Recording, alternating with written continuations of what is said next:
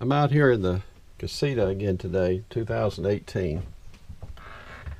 And on my last video, I explained to you that the MaxiFan that comes in the Casita was acting erratic.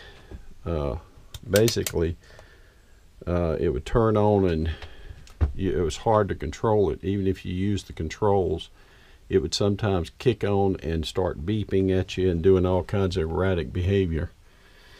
And at first I thought maybe my electric board here was bad. My 12-volt printed circuit board here was bad. But so I started testing, and I found my wires coming in that give me 12 volt. And they're this black and white, black being the positive, white being the ground negative side of the wires. So what I've done is I have basically taken my positive and negative, and I've ran it now into a buck converter. And I want you to look at that. You can see it reading 12.8. Thing about a buck converter is you can set the voltage going out and regulate it. It's got a little switch here on it that actually will let you change the reading, whether you want to read in or out. And of course I'm wanting to read out going. And what we're trying to do here is stabilize this voltage. And that's the problem with the MaxiFan. It's very sensitive to voltage changes, and particularly those of you that have solar systems. If you're running, you know, upward of say 13, 9, 14 volts, this little board here is very sensitive and can handle at most probably about 13.9 volts. And when it gets hit with more than that, it starts that erratic behavior. When you install a buck converter here, what you're doing is you're regulating the output of that in this case. And so what I'm going to do is, you can see I'm going to regulate it and keep it at 12.8, 12.7, so that it's a consistent source of voltage going in and passing through that board.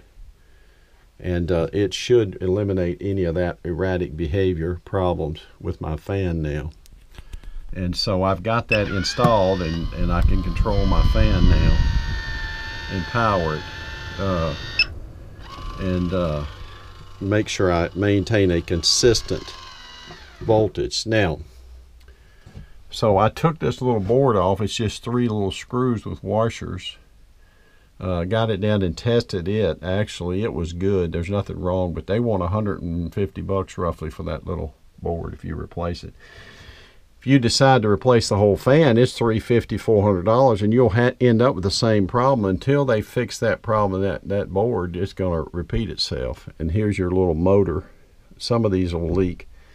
Now, I've sprayed these with contact spray because of the moisture that builds up here to protect this board.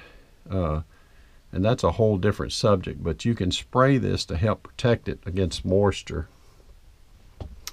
Now, I'm not finished, but I wanted you to see I've got some Velcro up here. So my plan is to put that little buck converter board right here and let it ride there always. I'm going to dress this up. You can see I've already got some snap connectors here. I'm going to dress this up a little bit. I've got to put my snap connectors on here, seal this off, and then I'm going to be able to put this back in place, and it'll ride. That little buck converter will always ride there, and that'll solve my problem, and it'll maintain a consistent 12.7, 12.8 volt output. So now you can adjust that. You can see here there's a little port that you'll need, like a jeweler's screwdriver here, a little small like this, to both feed your wiring as well as make your adjustments and all.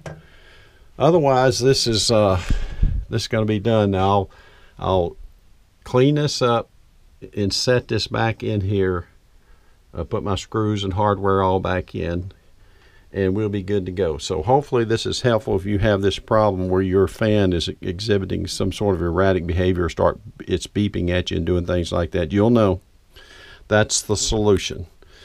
All right, again, a 2018 Casita.